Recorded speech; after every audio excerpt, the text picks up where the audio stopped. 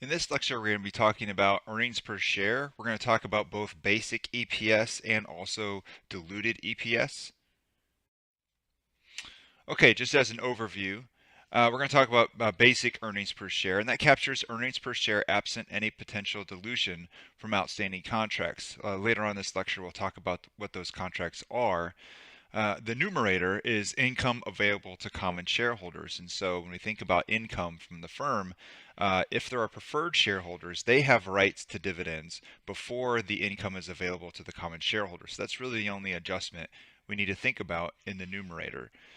In the denominator, we have to think about weighted average common shares outstanding. The reason why we need to understand what weighted average is that the actual physical number of shares outstanding, it varies throughout the year. And we are measuring earnings over the entire year. And so that's why we end up using a weighted average. Again, more on that as we get to an example. Diluted earnings per share, that captures earnings per share, but also including potential dilution from outstanding contracts.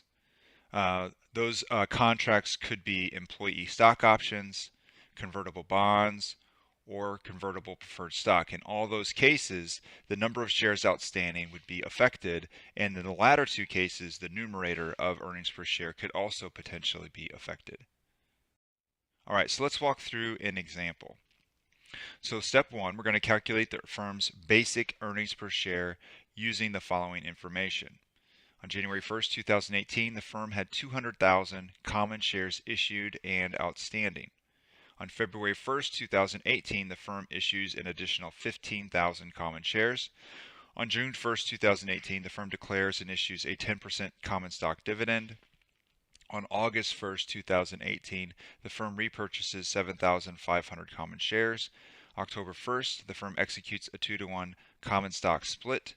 And then finally, the firm's net income for 2018 is $327,000. The firm has 1,000 shares of 7% convertible preferred stock and 3,000 shares of 8% non-convertible preferred stock. Par value of all preferred stock is $100 per share. And so we have two things going on. First of all, we talk about the numerator, income available to common shareholders. We see that the firm has $327,000 of net income, but there are preferred shareholders who are entitled to a dividend before the income is available to the common shareholder. In addition, when we talk about common shares outstanding, we can see that the number of common shares outstanding changes throughout the year. And so we need to use some method to get to our weighted average common shares outstanding. And since this is an annual earnings per share number, we're going to use a monthly weighted average. Typically for quarterly earnings per share, we would use a daily weighted average. All right, so again, we're calculating the firm's basic EPS. When we talk about the numerator, it's net income minus all preferred stock dividends. Net income is $327,000. We have the two common stock dividends. Since the par value of all preferred stock is $100 per share, the 7% and the 8% gives us a per share dividend. So $7 per share times 1,000 shares and $8 per share times 3,000 shares. And so we know with the total net income, the $7,000 dividend and a $24,000 dividend, so the income available to common shareholders is $296,000.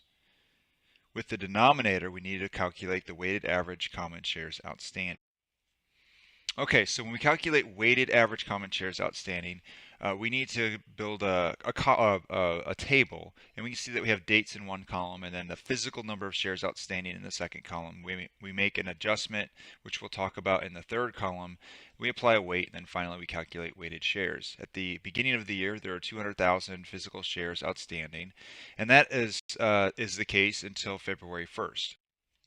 On February 1st, the firm issues an additional 15,000 shares, and so the number of physical shares outstanding increases to 215,000. Then on June 1st, the firm issues a 10% stock dividend, and so there's an additional 21,500 shares that are now issued, and so the physical number of shares increases by 10%. And then on August 1st, there's a share repurchase, and so we have to subtract those 7,500 shares, and so the number of physical shares is reduced to 229,000. And then finally, there is a 2-to-1 stock split on October 1st, and that 2-to-1 stock split increases the number of physical shares outstanding to 458,000. And so you can see the number of physical shares changes throughout the year. The only issue that we have, though, is that as soon as we have any stock dividends or stock splits, it's much different as far as what one share represents during those different times, yet we're measuring sort of one common earnings per share number, and so we have to somehow get to comparable shares. And the way we do it is we want all shares to be comparable to our ending common shares outstanding. So those ending common shares outstanding are after the stock split and also after the stock dividend. And so we have to make an adjustment to any shares prior to the stock split or prior to the stock dividend in order to make them comparable. And so that's where this adjustment column comes into play. And so the first adjustment, of course, is for that final row. There's no adjustment that's needed because all shares, those 458,000, those are after the stock split and after the stock dividend. As we move up the chart, we can see the shares on August 1st through September 30th, those do not include the stock split. And so that's why we have to make a 200% adjustment to the physical shares outstanding so that they are comparable to the ending common shares outstanding. The same is true for the shares from June 1st to July 31st. Again, the only difference between the third row and the fourth row is the repurchase. And so in both cases, there is no split adjustment, and so we need to adjust those shares for the stock split so they can be comparable.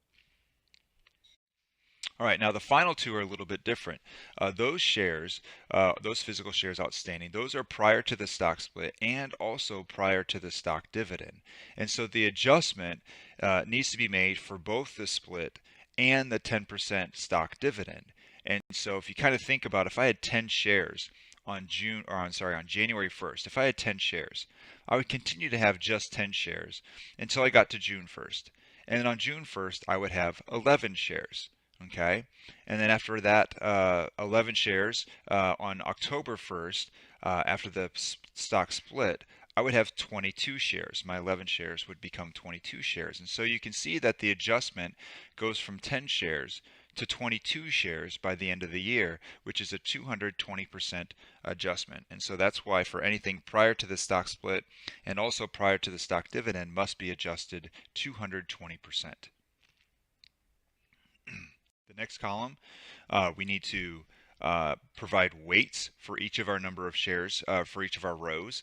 And so for the first row, of course, that's the number of shares for 1/12. The next row represents 4/12 or 4 months out of 12, and then 2/12, 2/12, and 3/12. Hopefully that piece isn't too bad.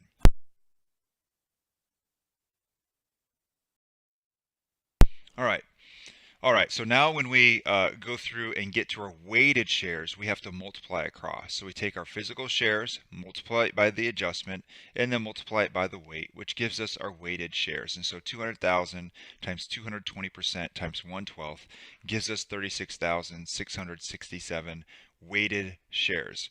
We do the same for the remaining columns. And we have a number of weighted shares for each of the rows in our table.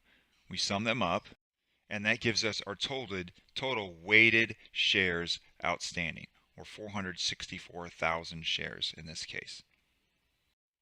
So now we have a numerator, the income available to our common shareholders of 296,000. We have our denominator of 464,000 weighted shares. And so our basic earnings per share is 0.6379, but we always report earnings per share to the nearest penny, and so we would report basic EPS of 64 cents per share.